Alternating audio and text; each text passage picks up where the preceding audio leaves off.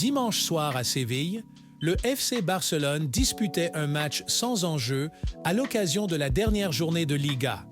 Déjà assurés de terminer deuxième, les Catalans ont tout de même pris leur match contre les Andalous au sérieux. Robert Lewandowski a ouvert le score après un quart d'heure de jeu, mais En-Nesyri a égalisé après la demi-heure. Juste avant l'heure de jeu, Fermín López a redonné l'avantage aux Blaugrana grâce à un coup de canon lointain. L'ère Xavi se termine sur une bonne note, et nous allons revenir sur tout cela aujourd'hui.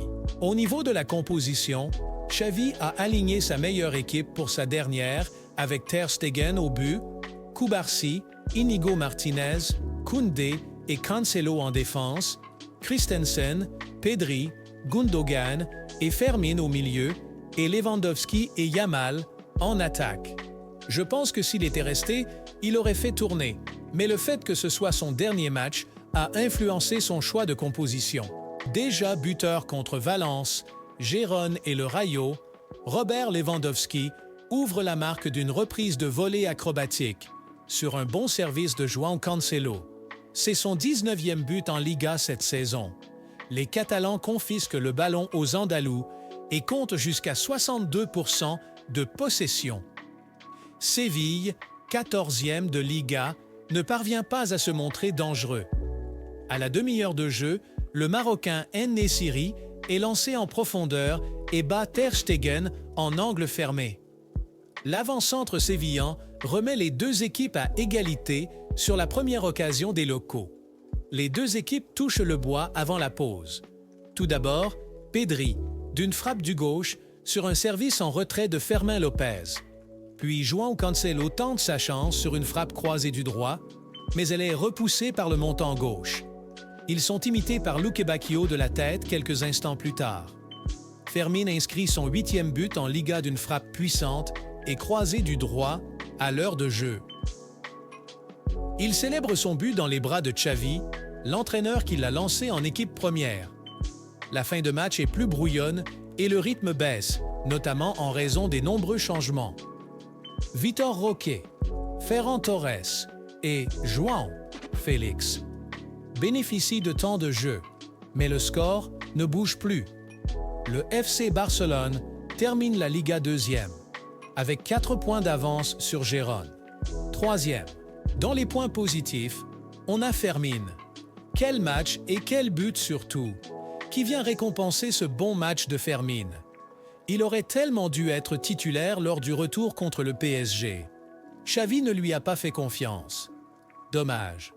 Et ce serait une honte de ne pas convoquer Fermín en sélection. Et puis je ne vois pas un monde où Flick ne le met pas titulaire. C'est tellement un joueur dans son style. 11 buts pour une première saison en n'étant pas tout le temps titulaire. Prometteur, c'est un joueur qui va nous faire du bien. Au moins, pour bousculer les titulaires. S'il y en a bien un qui peut être un grand gagnant de l'arrivée de Flick, c'est bien lui. Les actions offensives, avec Pedri plus haut sur le terrain, ont fait beaucoup de bien. Je l'ai toujours dit, quand ce joueur va commencer à arrêter de se blesser, il va nous régaler. Il a été présent dans les actions offensives et défensives. Je pense que s'il ne s'était pas autant blessé, dans ce rôle qu'il a eu aujourd'hui, il nous aurait sauvés dans beaucoup de situations. C'est vraiment dommage. Maintenant, à voir ce qui se passera l'année prochaine avec le nouveau staff, parce qu'il faut vraiment que les blessures soient derrière lui. Dans les points négatifs, je trouve que Ter Stegen n'est pas assez décisif. Alors oui, c'est vrai qu'il a fait 2 ou 3 arrêts qui ont maintenu l'équipe pendant le match, mais le but qu'il prend aujourd'hui, il ne doit jamais le prendre. Je ne sais pas si c'est dû à un manque de concurrence, mais je trouve qu'il faudra se pencher sur son cas avec le temps, car il y a beaucoup de situations où les buts peuvent être évités. Le manque de réalisme des joueurs, ils prennent un but 2 minutes après avoir marqué. Il faut vraiment que ça cesse. C'est l'un des premiers points à arranger pour la saison prochaine.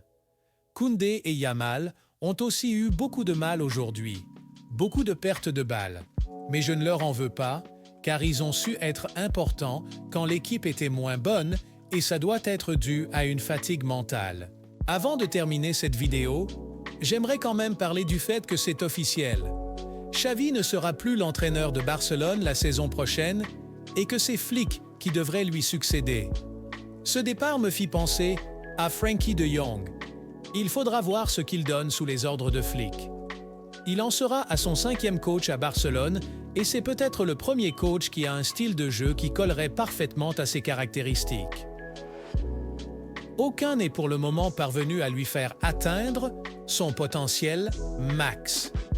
Espérons que celui-là soit le bon. S'il ne passe pas le cap avec celui-là, il n'y aura pas d'autre choix que de s'en séparer. Mais bon, on aura le temps d'en parler. Ce que je peux dire, c'est que voilà, c'était la dernière de Xavi. Ça ne s'est pas passé comme on l'imaginait, mais on retiendra les trophées et son amour pour le Barça. Nous lui souhaitons bonne chance pour la suite de sa carrière. Les portes du club lui seront ouvertes pour toujours. Mais le cap était trop tôt. C'est tout pour l'actualité du jour. Pense à liker, donner ton avis en commentaire et t'abonner pour ne rien louper de l'actualité sur le club. Car je sors un short par jour sur l'actualité du club pour voir comment il évolue. Et n'oubliez surtout pas, Visca Barça!